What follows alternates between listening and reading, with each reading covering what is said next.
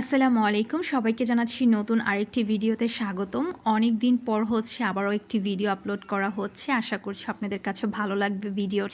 So আজকে আপনাদের সাথে শেয়ার করব রেস্টুরেন্টে না গিয়ে কিভাবে বাসায় তৈরি করে ফেলতে পারবেন রামেন।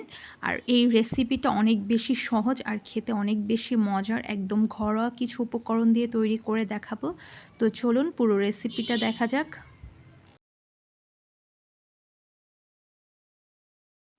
তো এইখানে আমি একটা প্যাকেট নুডলস রান্না করব রামেন।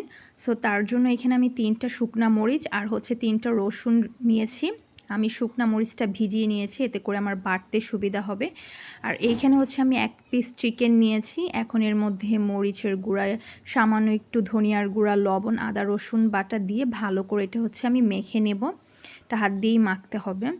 আর এইখানে আমার কাছে ফুলকপি ছিল, ওইটা আমি সিদ্ধ করে নিয়েছি। এর মধ্যেও একটু হলুদ, মরিচ, লবণ দিয়ে ভালো করে মেখে আমি রেখে দেব।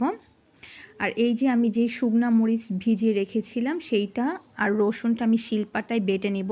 যারা অনেক বেশি ঝাল পছন্দ করেন তারা এইখানে শুকনা মরিচটা একটু বেশি দিতে পারেন। আমি বেশি ঝাল খেতে পারি না।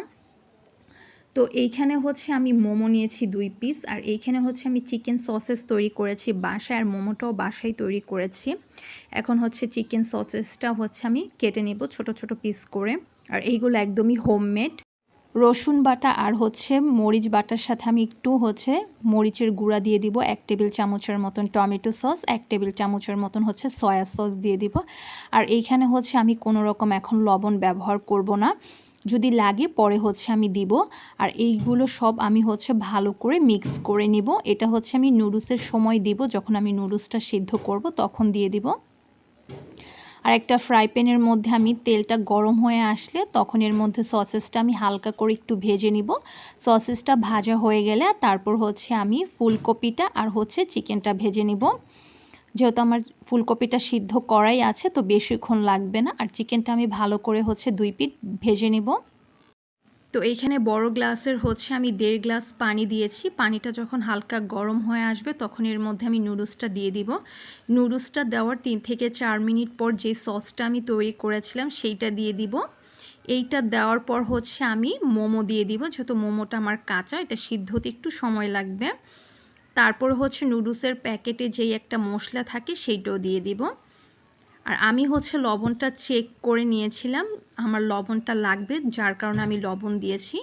সো এইখানে এই যে প্রায় হয়ে এসেছে, আমি আরেকটু পানিটা শুকাতে দেব। যখন পানিটা আরেকটু শুকিয়ে আসবে মানে ঝোলটা, তখন আমি নামিয়ে ফেলব। তো এইখানে আমার প্রায় হয়ে গেছে। এখন এটা আমি নামিয়ে ঠান্ডা করে পরিবেশন করব। নুডলসটা আমি নামিয়ে ফেলেছি। এখন এর মধ্যে আমি যে ফুলকপি ভেজেছিলাম সেইটা, সসেস, তারপর চিকেনটা দিয়ে দিব। আমার কাছে গাজর আর ডিমটা ছিল না, যার কারণে আমি দিতে পারিনি। গাজর ডিম থাকলে সেইটা আপনারা ব্যবহার করতে পারেন। সো না থাকার কারণে আর দিতে পারিনি। সো এইখানে একদমই রেডি হয়ে গেছে আমার মজাদার রামেন। এটা রেস্টুরেন্টে গেলে অন্তত আপনাকে 1000 টাকা খরচ করতে হবে। সো আপনি বাসায় তৈরি করে ফেলতে পারবেন এই মজাদার রামেনটা। আর এটা খেতে অসম্ভব মজা হয়েছিল। আমি যেহেতু ঝালটা কম খাই, আমার কাছে ঝালটা একদমই পারফেক্ট ছিল। আর যারা ঝাল বেশি খান তারা মরিচের পরিমাণটা একটু বেশি দিয়ে দিবেন। ভিডিওটা ভালো লেগে থাকলে অবশ্যই কমেন্ট করে জানাবেন। আর আমার চ্যানেলটা সাবস্ক্রাইব করতে একদমই ভুলবেন না। পাশে থাকা বেল আইকনটা ক্লিক করে দিবেন।